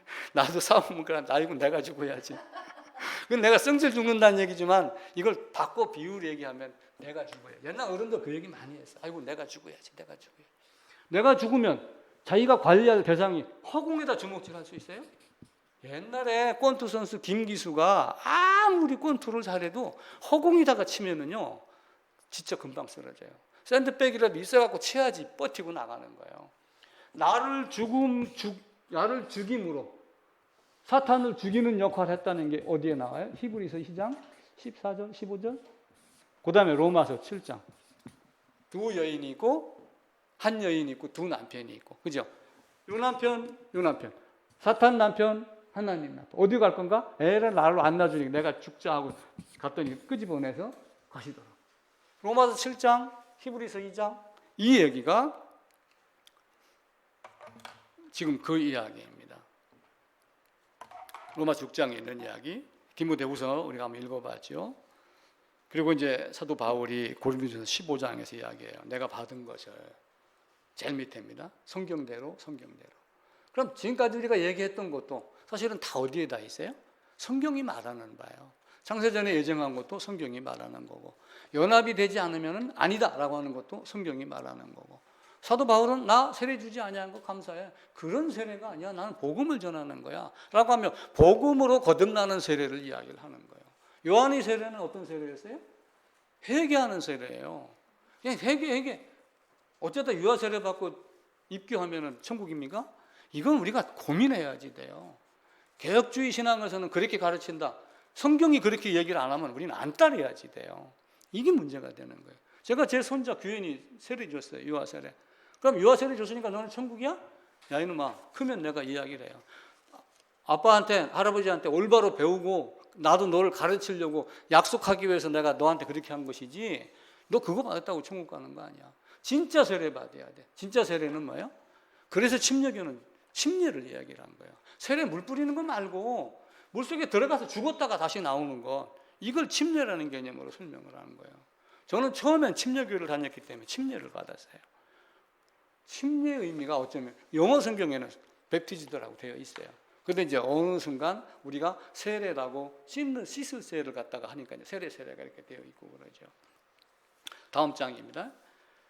15장 그 중간에 세 번째, 죽은 자의 부활도 한 사람으로, 죽는 것도 한 사람으로, 죽은 자의 부활도 한 사람으로. 그래서 쭉 내려오다 에베소 2장 5절에 허물로 죽은 우리를 그리스도와 함께 살리셨고 함께 일으키사 함께 하늘에 앉히시니. 그러니까 함께 하늘에 앉히시면 예수님 앉는 자리가 어디예요? 하나님 우편에. 그만큼 사랑하시는 대상을 사랑의 자리에다가 앉힌다는 얘기예요. 그래서 사랑은, 하나님은, 예수님은 구원자이며 또 한편으로 사랑의 하나님이다. 그래서 하나님이, 우리 암송 많이 하잖아요. 세상을 이처럼 사랑하사 독생자를 주셨으니. 그럼 사랑이 뭐라고 하는 거예요? 아들 보내서 죽이는 게 하나님의 사랑이에요. 그냥 내가 너를 사랑하노라. 그러고 뭐 이렇게 한다고 사랑 가는 게 아니잖아요. 이런 찬양한다고 사랑 가는 게 아니에요. 그 아들을 보내어 화목제물로 죽이는 것이 하나님의 사랑이에요. 근데 아들을 보냈나요? 삼위일체 개념을 알면 누가 해요? 하나님 자기가 오신 거예요. 자기가 어떻게 못 박힐 거를 알아요. 알고 오니까 그 자리에서 내가 진짜 사람의 입장에서 가기가 싫습니다. 이 고통을 내가 어찌 견디리오까? 그런데 내 말고 아버지의 뜻대로, 우리가 원래 영원전에 삼위 하나님이 협의했던 대로 그렇게 해야지 창세전에 예정한 나를 살리니까 내가 가겠습니다 라고 하고 가는 거예요. 나중에는 어떻게 돼요? 찌른 자도 볼 것이요, 그 손자국을, 그 피를 다 보면 그 찌른 자가 벗었을 때 오금이 저리겠죠. 천둥이 치고 막 땅이 흔들리고 그러면 앞으로 되어질 일을 보고 무서워서 기절하겠다고 누가복음인가는 나와요. 그런 정도의 무서움이 나옵니다. 사랑의 하나님, 요한복음 1장 29절 보라 세상죄를 지고 가는 하나님 양이로다. 그러니까 예수님이 다 지고 갔대. 이런 거 얘기하면 안 됩니다. 그냥 예수님이 다 지고 갔대. 이런 거 하면 안 됩니다. 나를 위하여 죽으심으로 자기의 사랑을 확증했다. 근데 죽을 때 그냥 죽었나요? 자기 안에 들어온 자가 있어요. 어부가 바다에다 그물 칩니다. 어부가, 아니면 동네에서 뭐 바구니 같은 거 집어넣잖아요. 투망 말고, 예? 그거 뭐 있어요, 이렇게. 예. 안에 들어온 것만 건지지 물 밖에 있는 거 건지나요? 그물을 쳐놓고, 천국은 그물을 쳐놓고 그 안에 많이 고기에 걸렸을 때 와서 보고, 좋은 고기, 나쁜 고기. 예배당 안에도 좋은 고기, 나쁜 고기가 쫙 깔려 있어요, 지금. 좋은 것은 그릇에 담고 나쁜 것은 그냥 갖다가 버려요. 소금도 버리면 뭐예요? 거름에도 쓸 수 없을 정도잖아요. 아무 효과 없는 거예요. 그런 정도로 보고, 나를 위하여 죽으심으로 사랑을 확정했다. 로마서 5장 8절, 요한일서 4장 9절 10절, 사랑하자, 사랑은 하나님께 속한 것이니. 8절, 하나님은 사랑이라 하나님의 사랑이 우리에게 나타난 바 되었으니 하나님이 자기의 독생자를 세상에 보내심은. 10절, 사랑은 여기 있으니. 10절 읽어봅시다, 같이. 사랑은 여기 있으니 우리가 하나님을 사랑한 것이 아니요 하나님이 우리를 사랑하사 우리 죄를 속하기 위하여 화목제물로 그 아들을 보내셨습니다. 그 아들이 바로 자기 자신이에요. 육신으로 온 자기 자신을 말하는 겁니다. 그리고 그 큰 사랑을 인하여 우리도 그리스도와 함께 살리신다. 이게 하나님이 말씀하시는 겁니다. 심판하시는 하나님입니다. 중간으로 다 하나님의 심판대설이라. 그래서 심판은 항상 공의라고 하는 거예요. 공의 개념을 정확하게 하셔야지 돼요. 공개적으로 공정하고 공평하게 심판하신다. 누구도 예의 없이, 어느 누구도 예의 없이. 뭐 각 교단의 총회장도, 뭐 교단의 대표도, 노회장도, 신학 박사도 다 똑같이 하나님 앞에 가서는 뭐예요? 죄 있냐 없냐, 구원 받았냐 받지 못했느냐, 내 안에 있었느냐, 있다가 내 안에서 죽고 내 안에서 함께 나와 함께 살아났느냐, 그것 한 가지 보는 거예요. 나머지 없어요. 근데 그 얘기하면 하나님의 의는 나의 외부에서 온 의입니다. 이게 구원론이라고 그러면 큰일 나죠. 큰일 납니다. 하나님이 자기를 사랑하는 자들을 위하여 예비한 모든 것은 성령으로 우리에게 이것을 보이셨도다. 하나님이 깨닫게 하시는 자에게는 깨닫는 거예요. 그래서 귀가 있어도 듣지 못하고, 그죠? 눈이 있어도 보지 못하고 이런 자들이 많이 있어요. 왜냐하면 눈이 있어도 보지 못하게 하려 함이라라고 하는 건 뭐예요? 그가 악하기 때문에 그를 멸망시키려고 하나님의 계획이에요. 참 모진 하나님입니다. 그러면서 한편으로는 나를 죽기까지 줬는데 너희가 내 사랑을 받아들이지 않았어? 그럼 할 수 없지. 버려야지. 이게 하나님의 사랑입니다. 데살로니가 후서 2장 한두 절만 읽을게요. 같이 13절 주께서 사랑하시는 형제들아 하나님이 처음부터 너희를 택하사. 이 처음이 언제예요? 에베소 1장 우리 보면은 창세부터, 창세 전에 이 처음이 그러니까 태초에가 아니에요. 창세 전에 예수 안에서 처음부터 너희를 택하사. 이 신비를 우리가 모르는 거예요. 왜 하나님이 그렇게 하셨지? 이런 나를 창세 전에 예정하여 선택하였고 그리스도 안에서 예정했고 하는 이걸 알면은 온몸에 소름이 끼치지 않아요? 그것 때문에 감사하고 사는 거예요. 그러면서 복음으로 너희를 불렀다. 심판대 앞에 서리라. 히브리서 9장 한 번 죽는 건 정해진 것. 죽지 않는 사람이 없어요. 뭐 인생은 검은 머리가 하얘지는 것 누가 아주 시를 멋지게 썼더라고요. 검은 머리 하얘지는 게 인생인가요? 인생은 구름처럼 왔다 가는 것? 인생은 하숙생? 이거 아니에요. 그냥 뭔가를 얘기를 했는데 그것만 얘기해도 철학적인 걸로 사람들이 받아들이면서 야, 참 저 친구는 근데 그렇지 않아요. 신문 헬스조선에 보면 암이랑 하는 게 나와요. 계속 나와요. 죽음에 대한 이야기가 계속 나와요. 그럼 그 사람들이 뭘 알을까요? 암이 있어도 뭐 버틸 수 있다 이걸 얘기를 하는데 사실은 암보다 더 무서운 게 치매예요. 그리고 죽음보다 더 두려운 게 늙는 거라고 그러죠. 그럼 뭐예요? 죽음이 왜 두려워요? 어떤 사람은 그래요. 죽음이란 차원이 다른 세계로 옮겨가는 것. 어느 학자가 그러더라고요. 어느 의사 차원이 다른 세계 어떻게 가? 그냥 우리가 생각으로 안 가봤으니까 모르니까 차원이 다른 세계로 넘어가는 거야. 죽음을 두려워하지 마. 그런다고 차원이 다른 세계로 넘어가는가요? 하다 안 되면 윤회된다. 별의별 걸 다 만들어가지고 우리를 유혹하는 것들이 많이 있어요. 죽으면 흙으로, 죽으면 먼지로, 그리고 심판하신 그리스도 예수가 있다. 고린도후서 5장 10절 심판하신 하나님 그 중간쯤입니다. 이는 우리가 다 반드시 그리스도의 심판대 앞에 나타나게 되어 각각 선악간에 그 몸으로 행한 것을 따라 받으려 함이라. 몸으로 행한 것 받으려 함이라. 근데 만약에 내가 손발이 다 잘려져 갖고 침대에 앉아서만 지냈어요. 나는 손발로 행한 게 한 개도 없어요. 그럼 마음으로 행한 거예요. 행한 것이라는 건 이미 마음에 있는 걸 이야기를 하는 거예요. 마음의 음욕만 품어도 이미 간음했느니라 라고 이야기를 하잖아요. 또 로마서 2장에서는 뭐라고 그래요? 본성으로 양심이 증거한다. 가인은 어떻게 했어요? 아벨 죽이고 나서. 왜? 아벨을 나중에 죽였잖아요. 왜 네 재물을 안 받았다고 왜 안색이 바뀌어? 안색이 바뀔 이유가 없죠. 하나님이 안 받으셨으면 내가 또 뭘 잘못했나? 이렇게 하면 되는데 왜 내 거 안 받았지? 하면 안색이 붉어진 이유가 뭐야? 뿔따고 나니까 아벨을 죽여버리는 그런 사람들은 어떻게 돼요? 이미 그러니까 그 나중에 그 노아 시대에 그 이야기 어려서부터 악하고 그 마음에 생각하는 것이 항상 악하고 그래서 쓸어서 다시 했는데 그 본성이 그대로 타고 내려오는 거예요. 노아를 타고 노아도 그 본성을 갖고 있는 상태에서 거듭났지 그 본성 자체가 없어진 게 아니란 말이에요. 노아의 아들 셋도 마찬가지예요. 그 중에 함, 그 중에 야벳, 그 중에 셈 중에 이제 아브라함을 택해가지고 이야기를 한 거죠. 간음하다가 잡힌 여자가 요한복음 8장에 나옵니다. 전부 돌로 치려고 이제 돌멩이를 하나씩 들고 왔어요. 아이부터 어른까지. 너희 중에 죄 없는 자가 돌로 치라 이렇게 얘기를 하니까 슬금슬금 눈치를 보더니 다 떠나갖고 누구만 남았어요? 예수님하고 여자만.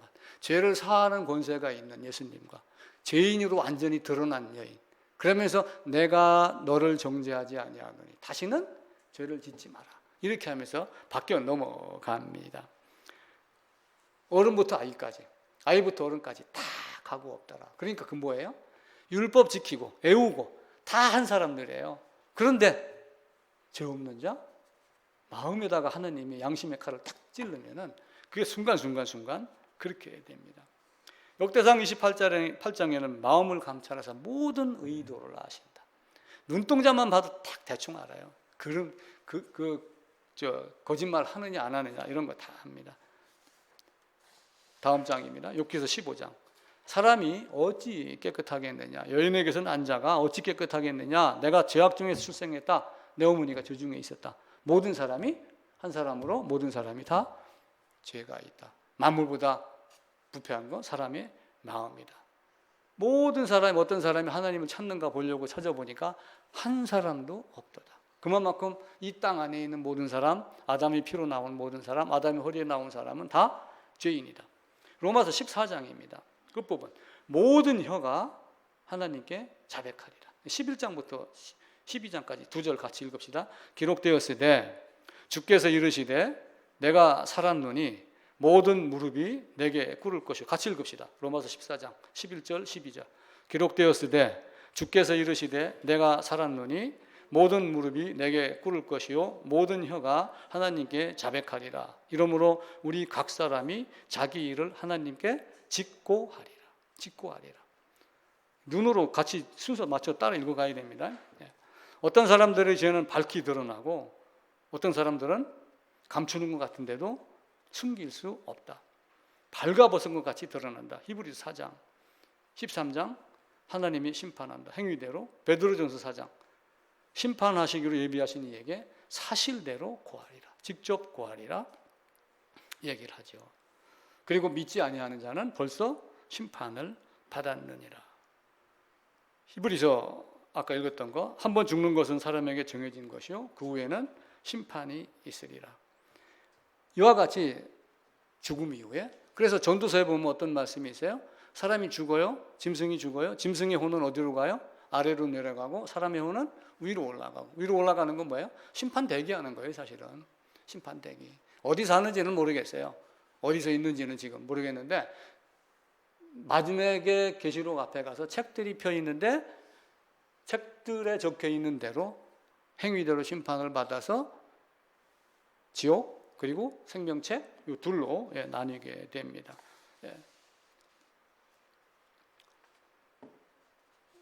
그리고 다음 쪽입니다. 중간점 계시록 20장 5절입니다. 그 후에 12절 다시 볼게요. 책들이 펴 있고 다른 책이 펴졌으니 생명책이라.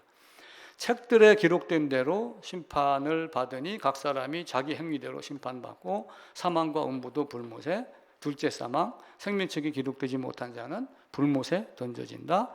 그리스도와 더불어 1000년 동안 왕 노릇한다. 여기는 노릇이라고 하는 단어를 썼어요. 사실 왕은 누구예요? 하나님 한 분이에요. 그러니까 그런 왕과 같은 권세 권한을 가지고 어떤 다스리는 대리통치자의 역할을 한다라고 이제 보시면 됩니다. 다니엘서 7장도 1000년 동안, 그리고 시편 45절 이렇게 하며 계시록 22장 5절에 끝부분에 다시 밤이 없겠고 등불과 햇빛이 쓸데없으니 주 하나님이 그들에게 비치심이라 그들이 세세토록 왕노릇 하리로다. 그래서 대리통치자예요, 아담은. 근데 대리통치자가 어떻게 했어요? 하마르티아를 한 거예요. 선택을 잘못한 거예요. 죄를 지은 거예요. 그냥 로봇으로 만들었으면 시키는 대로 하는데 로봇이 아니라 생기를 불어넣어서 하나님이 어떤 존재인지 알 수 있는 존재, 자유의지, 하나님을 기뻐하고 즐거워하는 자유의지를 줬는데도 불구하고 그걸 거부하고 자기를 높이는 쪽으로 갔기 때문에 그에게는 죄가 되는 겁니다. 그리고 그 죄가 들어온 이후 사람은 이제 주위의 환경에 따라 좀 착한 사람도 있고 다 착하지 못한 사람도 있겠죠. 그런 사람들에 따라서 영향을 받지만 결국은 어떻게 돼요? 거듭나지 아니하면 사망, 거듭나면 그리고 하나님과 함께 새 예루살렘. 그래서 거듭난 사람을 향한 하나님의 사랑에 대한 이야기를 우리는 아가서에서 찾을 수가 있어요. 예, 아가서 제일 한번 봅시다. 그 다음 장요. 나의 사랑하는 자 내 품 가운데 모략 향주만이요 나의 사랑하는 자 엔게디 포도원에 고베로라 송이 같구나. 내 사랑하는 너는 어여쁘고 어여쁘다. 내 눈이 비둘기 같도다. 이렇게 하며 아가서로 계속해서 하나님의 사랑의 대상을 솔로몬이 아가서를 지으면서 우리를 향한 그 사랑을 이야기를 한 거예요. 근데 이 사랑을 이야기를 합니다. 아가서 4장 7절에도 나의 사랑 넌 어여쁘고 아무 흠이 없구나. 내 신부야 내가 내 마음을 빼앗았구나. 자기를 드릴 것이 있어야 되는 자기를 드려 나를 건져냈어요. 그렇게 사랑을 줬는데 그 사랑이 내가 너를 향하는구나. 네가 나를 향하도록. 그런데 이스라엘은 어떻게 했어요? 엉뚱한 사랑을, 엉뚱한 향을 바라본 거예요. 삼손이 하나님만 바라봤으면 눈 뺏겼나요? 들릴라 바라봤잖아요. 이상한 여자 찾아갔잖아요. 엉뚱한 데 바라보는 게 우상이고 곁길로 빠지는 거예요. 이 사랑을, 이 예수의 이름을, 죄사함의 복음을 거부한 것이 두 번째 죄입니다. 그거 같이 읽읍시다. 요한복음 16장. 그가 보혜사가 와서 죄에 대하여 의에 대하여 심판에 대하여 세상을 책망하시리라. 죄에 대하여라면 그들이 나를 믿지 아니하며. 이미 죄된 자들에게 또다시 죄가 가중이 돼요. 뭐예요? 믿지 아니함. 아들로 사람으로 죄 아래로 율법 아래로 오셔서 죄를 죽여갖고 죄를 다스리는 공중권세 잡은 자에게 관계가 단절되게 만들고 종에게 종노릇 하지 않게 하려고 다 만들고 너를 남편 아내로 만들어서 사랑의 대상으로 했는데도 불구하고 네가 나를 믿지 아니함이 또 죄다. 그래서 아담의 범죄도 굉장히 중요해요. 근데 이 죄, 요한복음 16장에 있는 이 죄라 함은 나를 믿지 아니하며 여기서 벗어나야지 돼요. 다른 것 아닙니다. 세월이 가면서 사람들이 점점 과학이 발달하고 기술이 늘어나면서 건물로 많은 것들이 세워지기 시작하면서 신앙의 바탕이 이상하게 흘러가. 예전에는요 마루에서 모이고 안방에서 모이고 다 그렇게 했어요. 초대교회 다 그랬습니다. 누가 뭐라고 하면 땅굴 파가지고 모이고 이렇게 한 게 중세시대부터 이렇게 하면서 재물화가 되기 시작을 한 거예요. 지금도 교회당 큰 데 찾아가잖아요. 큰 데 가니까 처녀총각이 많아요. 그러니까 어느 신랑 남자인가 여자인가 오전에는 아버지 교회에서 아버지가 목회하는 교회에서 예배드리고 오후에는 모 교회로 간대요. 청년들이 많아서. 이런 얘기가 떠돌 정도라고요. 그런데 과연 이 믿지 아니하는 죄 여기서 다 해당됐는가? 우리 고민해야지 됩니다. 야훼 하나님, 여호와 하나님 다시 설명을 하면은 호세아, 시와, 호세아, 여호수아 그리고 이제 나중에 이에스스 헬라어로 가지고 레수스, 지저스, 야소 그리고 나중에 어떻게 바뀌어요? 예수스 이렇게 바뀌어 나가는 장면이 있습니다. 잠깐만요.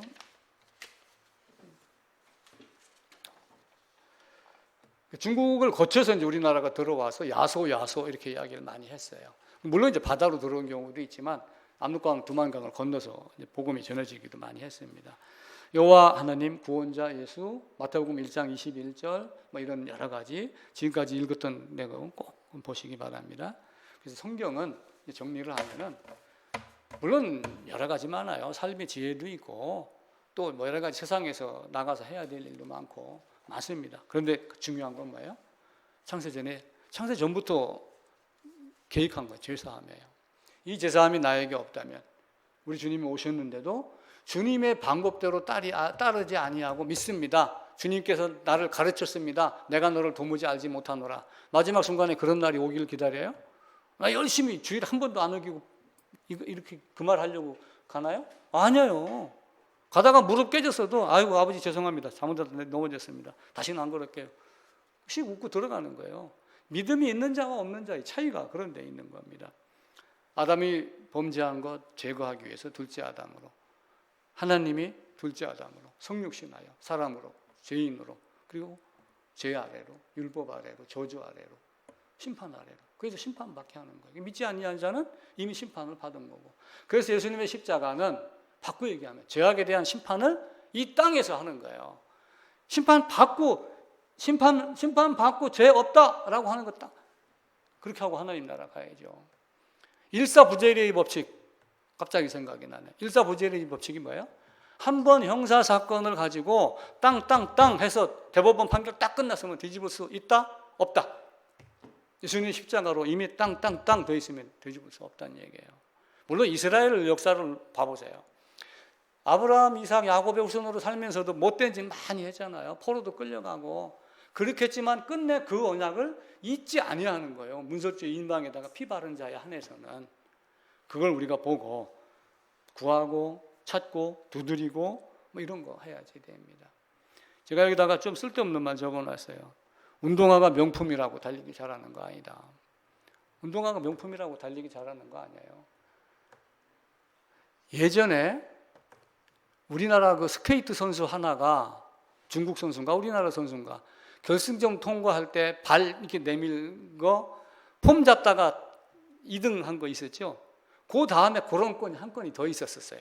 근데 그저께 또 똑같은 사건이 일어났었어요. 달리기를 했대요. 여자 달리기. 내가 이제 사진을 캡처해 놨어요. 한번 보내드릴게요. 봐보세요.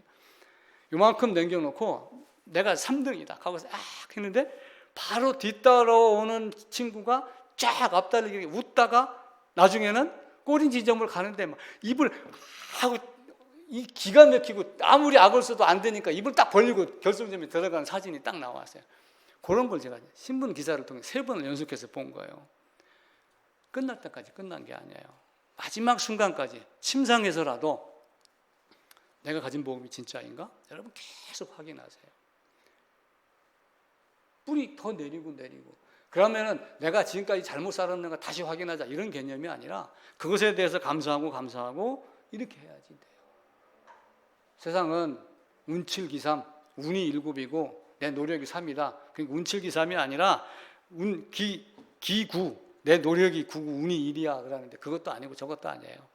하나님의 선물이라. 성경은 그렇게 이야기를 합니다. 그래서 하나님이 우리에게 줄 때 하나님이 우리에게 사랑을 주기 위해서 세상이 엄청나게 변화를 일으켜요.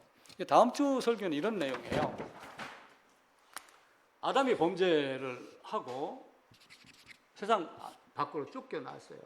그리고 홍수 있었죠. 그리고 나중에 솔로몬, 다윗 쭉 이렇게 나라가 둘로 쪼개지고 그리고 포로 갔다 오고 그 다음에 양 400여 년 중간 시대가 있었고 그리고 예수님이 오셨어요. 근데 세월이 가면서 이때부터 말을 안 들었을 때는 막 몽둥이를 때렸어요. 그리고 이 안에는 우상이 굉장히 많았어요. 그러다가 요 솔로몬 나라가 갈라지고 나서 거의 끝날 때쯤 요때쯤부터 선지자가 집중적으로 투입이 돼요. 선지자가. 그래갖고 막 계속해서 너희는 뭐 자식 그렇게 살을 거야? 그러면 어떤 일이 일어나는 줄 알아? 너 포로로 끌려갈 줄 몰라? 이미 신명기 레위기에서 얘기를 했잖아. 너 그 꼬라지 꼭 당해야 돼? 계속 얘기를 해요. 그리고 신기하게도 지구가 이렇게 있잖아요. 반대편에. 전 세계에서 동일하게 거의 이 순간에 영적 각성이 일어나요. 공자, 맹자, 철학자 등등등등 선지자 내가 누구인가 살펴라. 너희가 어떤 삶을 살고 있니? 이 운동이 동시에 일어나요. 몇백 년 동안. 그리고 예수님이 오셔요. 이걸 제가 보면서 이게 하나님의 계획이구나. 철학자가 등장하고 공자, 맹자가 등장한 건 우리 인생 알려면 뭐 노자를 봐라, 나이 50에 저도 책 있어요. 50이 되면 노자를 읽어라, 공자를 읽어라. 공자, 맹자 책 여러 개 봅니다. 철학자 책 봅니다. 그럼 거기에 어떤 삶을 살아야 되는가? 네 꼬라지를 어떻게 알고 네가 어떤 존재인지 알고 그런 얘기가 계속 등장을 해요. 그러다가 하나님 침묵하다가 딱 오신 거예요. 왔는데 내가 너를 도무지 알지 못하노라. 이러면 어떻게 되겠어요? 계속 기다린 거예요. 기다리는데 너야? 너야? 너야? 네가 왕이야? 그래. 근데 나한테 맞는 네가 왕이겠어? 죽여버리는 거예요. 우리가 똑똑하다 할 때 얼마나 똑똑한가는 모르지만은 우리의 삶이 바뀌어야지 됩니다. 네, 마치겠습니다.